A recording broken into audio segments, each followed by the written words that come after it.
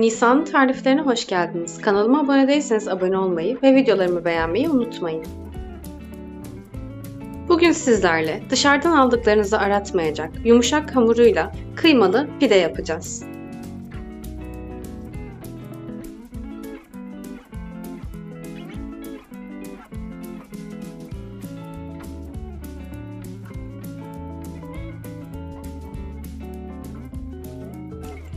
Pidemizin hamuru için 4 su bardağı unu bir kap içerisine alalım.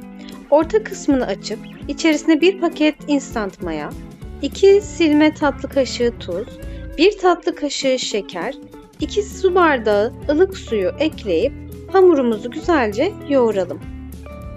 Ele yapışan bir hamur elde edeceğiz.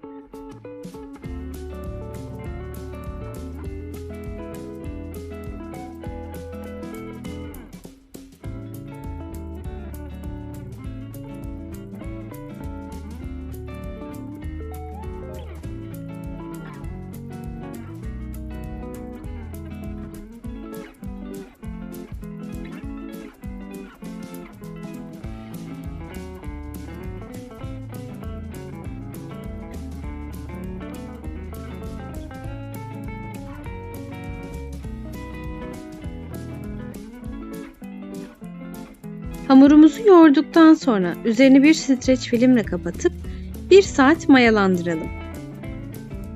Pidemizin iç harcı için uygun bir kap içerisine kıymamızı alalım. Daha sonra üzerine küp küp doğranmış 1 adet kuru soğan, 3 adet yeşil biber, 1 tane büyük boy kapya biber, yarım demet maydanoz, 2 diş sarımsak,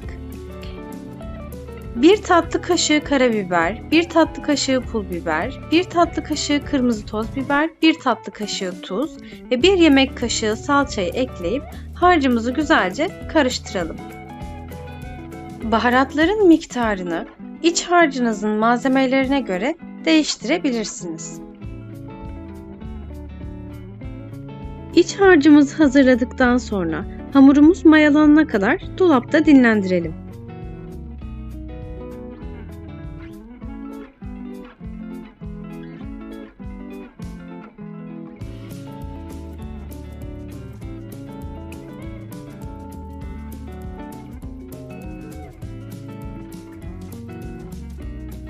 Mayalanan hamurumuzu birazcık yoğurarak havasını alalım.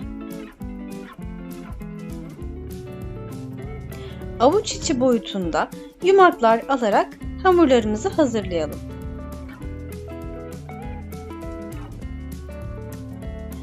Un serptiğimiz tezgahın üzerine bir tane yumağımızı alıp elimizle hafifçe bastıralım. Daha sonra oklava veya merdane yardımıyla uzunlamasına olacak şekilde hamurumuzu açalım. Yeteri kadar boyuta geldikten sonra yağlı kağıt serdiğimiz tepsimizin üzerine açmış olduğumuz hamurlarımızı alalım.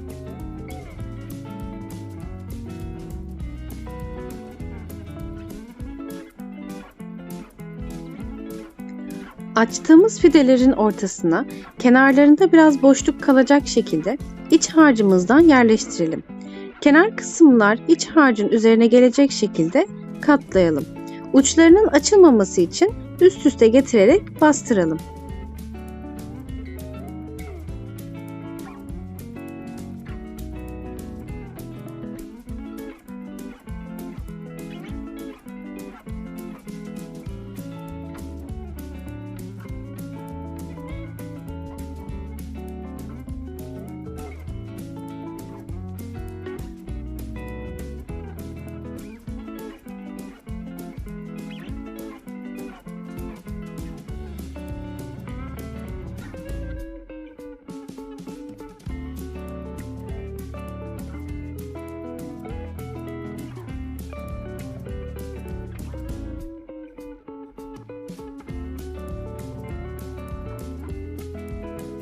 Hazırlamış olduğumuz pidelerimizin kenar kısımlarına çırpmış olduğumuz yumurta sarılarından sürelim.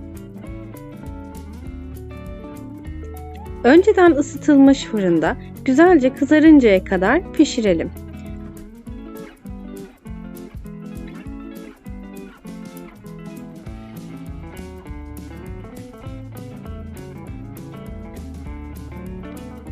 Altı ve üstü güzelce kızaran pidelerimizin yumuşaklığını videoda sizlere göstermek istiyorum. Pidelerim sıcak olduğu için bölerken birazcık zorlandım. Yumuşacık kenarları ve mükemmel kokusuyla iştahınızı kabartacaktır. Pidelerimiz de bu şekilde servise hazırdır. Şimdiden deneyecek olanlara afiyet olsun. Kanalıma abone değilseniz abone olmayı ve videolarımı beğenmeyi unutmayın.